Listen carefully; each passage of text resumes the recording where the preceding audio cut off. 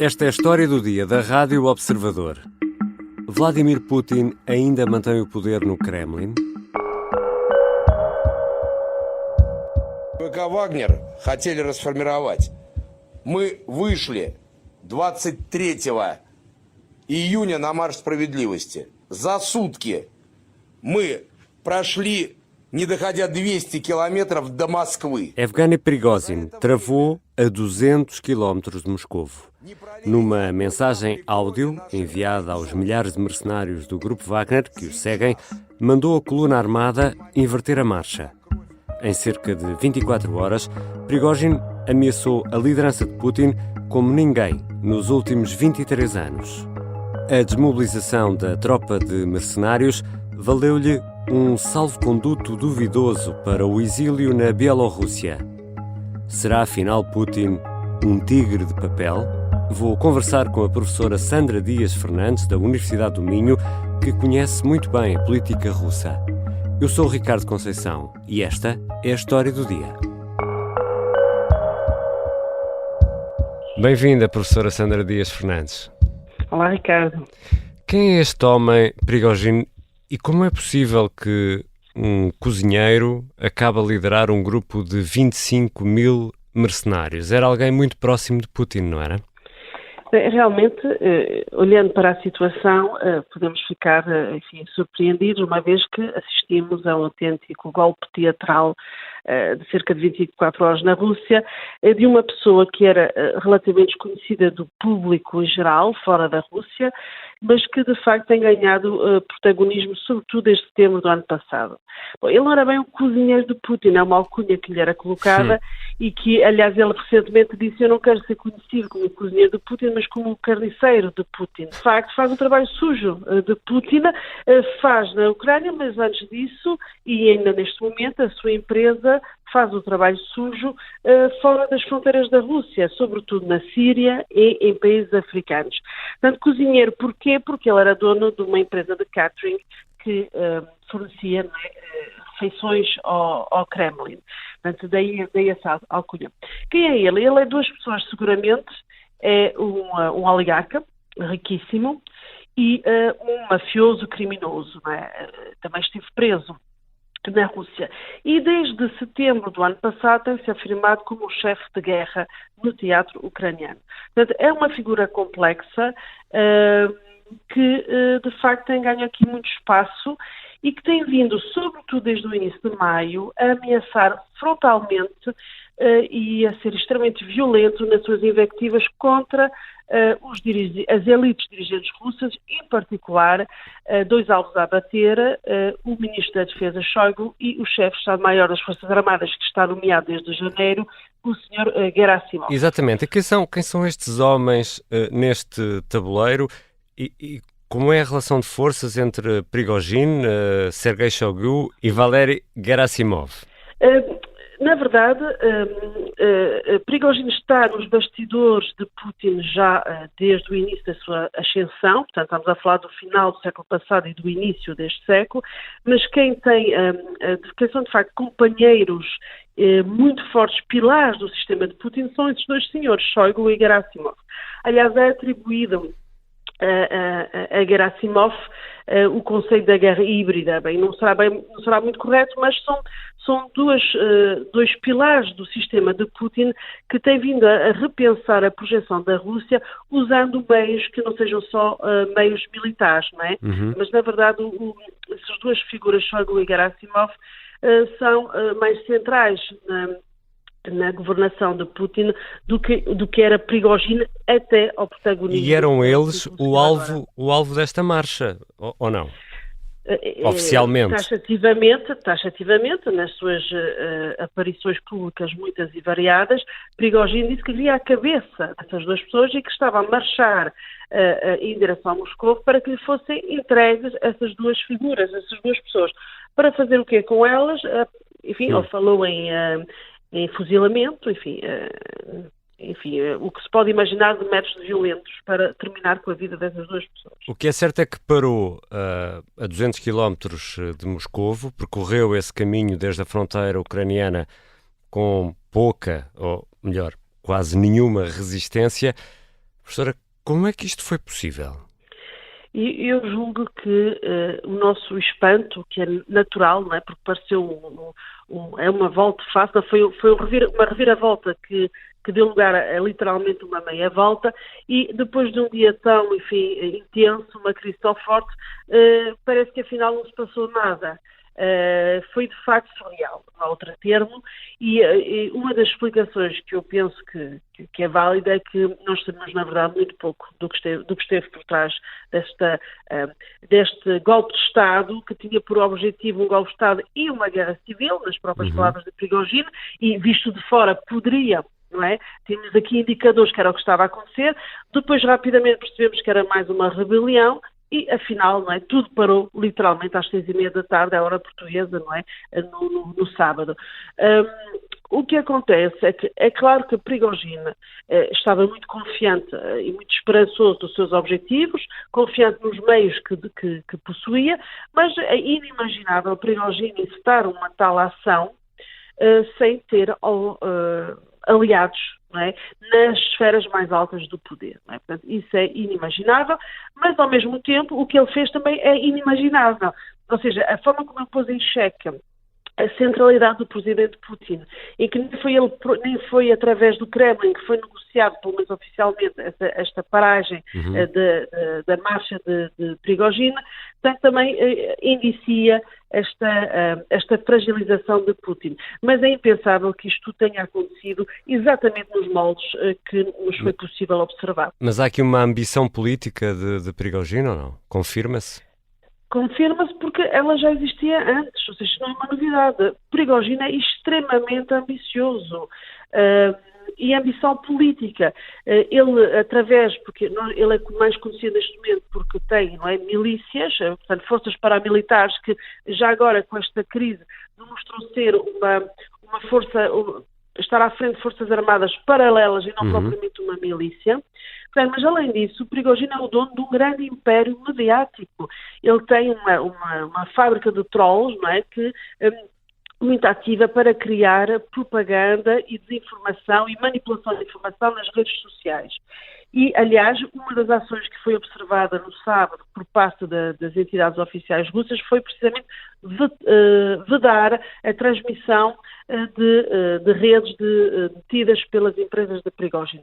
Portanto, ele tem neste momento uma imagem pública muito forte na Rússia, capaz de, aliás, mediaticamente, segundo as sondagens, ele está à frente de Putin, não é? Portanto, é uma figura mediática, ele é muito querido, ele é muito apreciado pelos russos, não é? Portanto, também num pendor populista. Portanto, nós percebemos com esta crise que, independentemente do que verdadeiramente está por trás dessa crise, porque repara, o que é que nós podemos ver? Rússia em grande dificuldade no teatro ucraniano, não é? A Rússia, enfim, se fizermos o balanço de mais de um ano de guerra, a guerra tem sido um fiasco para a Rússia. Ela não ganha, mas não a perde, mas também não a ganha, não é? No momento de dificuldade e de contraofensiva ucraniana, não terá sido isto tudo uma manobra, não é? Ou de diversão, ou para Putin poder realocar os seus peões para não perder a face, não é? Nós podemos pensar que isto é um dos cenários explicativos do teatro que nós observamos ao longo de 24 horas. Mas este avanço de Prigozhin, não é? Porque não deixa de ser impressionante, Ricardo, as destruições que foram sendo feitas ao longo do caminho, em Rostov, em Voronezh, não é? E ele sai de Rostov sob aplausos da população, não é? Com o apoio popular. E a população levou isto muito a sério, porque muita da população tentou fugir, não é? Os preços dos bilhetes de comboios e dos bilhetes de avião, nomeadamente em direção à Turquia, dispararam no espaço de algumas horas, não é? Portanto, temos aqui, de facto foi surpreendente, foi confuso, mas claramente temos aqui uma exposição pública de algo que normalmente não era público, ou por tradição não era público. Ou seja, que na cúpula do poder russo há muitas dissensões, há muitas tensões, há muitas competições, guerras viscerais internas, só que normalmente elas eram geridas sem que, não é? Portanto, via-se o desfecho delas sem se ver a guerra acontecer. Independentemente dos motivos profundos e verdadeiros que motivaram esta ação de Prigozhin, que já agora se percebe que foi preparada, não é? Isto não foi um improviso, não era possível improvisar, não é? E há elementos que indicam que não foi um improviso, mas claramente a Rússia expõe-se, não é? E a liderança de Putin expõe-se como, enfim, um Estado que não é unitário, de facto nunca o foi. E confesso que na sexta-feira à noite, enquanto tudo isto se desenrolava, ocorreu-me um pensamento sobre a questão nuclear. Se Prigozhin chegar a Moscovo, ele vai ter acesso ao botão nuclear? Fica nas mãos de um mercenário? Bem, Prigozhin e o botão nuclear, penso que a distância ainda é muito grande, mesmo que ele tivesse chegado a Moscou. Pronto, hipoteticamente. Mas realmente é uma questão pertinente, Ricardo, porque é uma ameaça, uma chantagem que é feita de forma recorrente. E, aliás, eu tinha publicado um artigo precisamente na quinta-feira, anterior a esta sexta-feira, sobre um texto muito marcante, publicado por um dos é conhecido como, enfim, eu chamei-o de Kissinger russo, porque tem um papel muito influente junto dos dirigentes políticos russos, nomeadamente de Putin. O senhor Sergei Karaganov escreveu um artigo absolutamente alucinante e em que ele diz claramente que a Rússia deve usar de forma muito séria a ameaça nuclear no sentido de a utilizar e dá vários argumentos, não sei se vale a pena agora estar aqui a expô-los, mas ele argumenta o porquê dessa ter que ser uma opção. E, portanto, temos aqui, de facto, uma imagem de uma Rússia que está numa posição de fraqueza, a procurar sempre que a China lhe dê espaço para poder conduzir a guerra na Ucrânia conforme a quer conduzir, mas, de facto, uma superpotência nuclear que não está a conseguir ganhar uma guerra convencional. E que não consegue um apoio, enfim, aberto, direto, não é, daquilo que é a superpotência que é mais alinhada com ela neste momento, que é a China, para defrontar o Ocidente. Portanto, a chantagem nuclear é algo que existe, não é novo.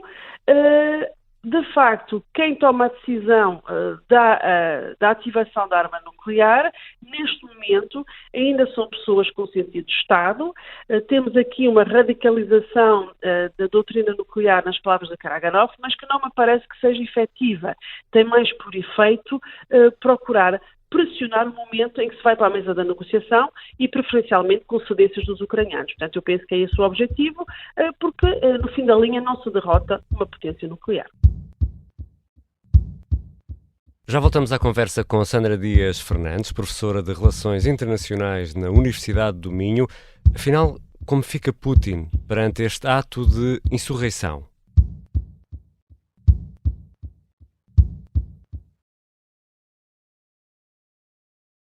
Estamos de regresso à conversa com a professora da Universidade do Minho, Sandra Dias Fernandes, que tem obra publicada sobre as relações entre a União Europeia e a Rússia e conhece muito bem a política russa. Professora, Putin apareceu nos ecrãs da televisão ao final da manhã de sábado, na hora de Moscovo.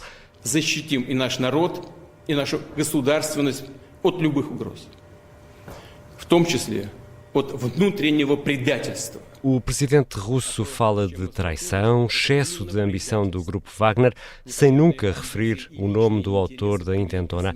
Promete mão firme contra os revoltosos, mas acaba por chegar a um acordo que permite uma saída pacífica, aparentemente, para tudo isto. Isto é uma demonstração de fraqueza ou de argúcia, na sua opinião? Numa primeira leitura imediata de curto prazo, a quente é fraqueza e fragilidade. É isso que o discurso transmitiu. Foi um discurso muito tardio, não é? Como disse, chegou tarde, foi muito curto, 5 minutos, e claramente foi um presidente Putin a tentar retomar o controlo, apelando à unidade nacional, mas julgo que foi feito, pelo menos, enfim, ouvindo a partir daqui, foi efeito contrário, quer dizer, uma grande tónica nas ameaças, já que ele também tinha feito alguma leitura da sua linguagem corporal e nos seus olhos, portanto, um presidente numa situação muito desconfortável e que, na verdade, enfim, como é que as tropas de Wagner avançam sem qualquer travão. Portanto, nós vimos sacos de areias, vimos as autoestradas a serem cortadas, mas, enfim, onde estavam as forças russas para impedir esse avanço. Portanto, aqui ligando àquilo que eu já levantei como hipótese que Prigozhin terá sido, obviamente, a articulação com as altas esferas do poder, ou pelo menos fações nas altas esferas do poder, para que pudesse avançar. Portanto, Putin, de facto, a imagem que me vem do que aconteceu nessas 24 horas de crise é que Prigozhin apareceu como um novo czar, não é? Não no sentido de ocupar o lugar de Putin, não é, enquanto presidente, mas de ocupar um espaço que tenha, de facto, influência, nomeadamente naquilo que será o desfecho da guerra na Ucrânia. Mas, enfim, um lugar para pior, porque Prigozhin é um empresário, é um homem terceiro, interessado, tem feito o trabalho sujo, tem estado na linha mais mortífera e suja da guerra, nomeadamente pelo tipo de combatentes que tem recrutado, e, portanto, quer ter aqui um reconhecimento desse papel. Mas agora está nas mãos de um vassalo de Putin, nas mãos de Alexander Lukashenko, o presidente da Bielorrússia, e já sabemos como Putin trata os seus inimigos. Prigozhin vai conseguir sobreviver num exílio na Bielorrússia ou não? Eu não chamaria de exílio a Prigozhin na Bielorrússia, porque estar na Bielorrússia e na Rússia é exatamente a mesma coisa. O presidente Lukashenko está completamente nas mãos do presidente Putin. A Bielorrússia, basta o Kremlin a pressionar, a Bielorrússia será obrigada a ser beligerante nesta guerra e, portanto, não é um exílio, é uma saída, um salvar a face em que... Enfim, Lukashenko permitiu isso, mas não me parece que Lukashenko tenha tido qualquer iniciativa de vontade própria nesta crise. E, portanto, Prigozhin vai voltar a ocupar um lugar, ainda não sabemos qual. É preciso também que os seus combatentes regressem, não é, à Ucrânia, eles são necessários para o combate, ou sejam reintegrados, enfim, noutras milícias ou nas Forças Armadas regulares. E tem tropas em África também? Sim, e muito atuantes para o apoio a governos, como, por exemplo, no Mali, mas também mais perto, na Síria, não é? A Wagner tem sido, e outras empresas do grupo, têm sido muito importantes para assegurar a continuidade do poder de Bashar al-Assad. Portanto, este exílio não é um exílio, quer dizer, ele estar em Moscou ou estar em Minsk, enfim, está à mercê do presidente Putin exatamente da mesma forma, não há aqui qualquer diferença. E Antony Blinken, o secretário de Estado norte-americano, uma espécie de ministro dos Negócios Estrangeiros dos Estados Unidos, fala de brechas no poder do Kremlin. We see cracks emerging. Where they go, if anywhere, when they get there, very hard to say. I don't want to speculate on it, but I don't think we've seen the final act. E também suspeita que isto ainda não acabou. Não terá acabado ainda, professora? Prigozhin é uma figura muito controversa, muito virulenta, muito violenta, tem recursos, tem apoiantes, ele fala para uma franja da população, os patriotas Z, muito específica, ultranacionalistas. Muitos deles, por exemplo, consideram que é admissível, deveria-se usar a arma nuclear contra os ucranianos, não é, para ganhar esta guerra. Portanto, ele tem aqui uma franja da população cada vez mais radicalizada e de algumas elites, para as quais que lhe dão ouvidos, não é? E é uma pessoa com recursos, não é? Uma pessoa sem recursos. Portanto, Prigozhin está para ficar e a continuidade da crise, penso que é óbvia, porque as brechas que foram reveladas, não é? E a dificuldade do presidente Putin em ser a figura central, não é? Da governação russa, parece-me que foi muito evidente, e se a isso acrescentarmos o que nós sabemos do que é a evolução pessoal e psicológica do presidente Putin, uma pessoa que, sobretudo desde o Covid, está cada vez mais excluído do contacto com informações diretas, com o mundo real. Quando se falava durante a crise de sábado que Putin terá saído de Moscou, eu tenho alguma dúvida que ele sequer estivesse lá em algum momento. Ele tem muitas residências, muitos bunkers, e está habituado precisamente a que nunca se saiba onde é que ele está, porque ele tem uma mentalidade paranoica neste momento. E no meio disto tudo, Putin ainda manda no Kremlin? Bem, alguma coisa manda com certeza, não é? Porque ele mantém-se no poder, ele de facto acredita em todo o mito que tem levado à invasão da Ucrânia e toda a ideologia da Rússia, neste momento anti-ocidental, virada para a China, e ele não é o único a ter esses desígnios para a Rússia e, portanto, pela vertente ideológica, com certeza Putin representa ainda uma elite russa que projeta a Rússia internacionalmente com as regras do jogo que nós conhecemos e que levaram à invasão da Ucrânia. Obrigado, professora Sandra Dias Fernandes. Obrigada. Sandra Dias Fernandes tem obra publicada sobre as relações entre a União Europeia e a Rússia e conhece bem a política de Moscovo. É professora da Universidade do Minho. Esta foi a História do Dia. Ouvimos sons retirados do Telegram, do site do Kremlin e da televisão norte-americana ABC. A sonoplastia deste episódio é do Artur Costa, a música do genérico do João Ribeiro. Eu sou o Ricardo Conceição. Até amanhã.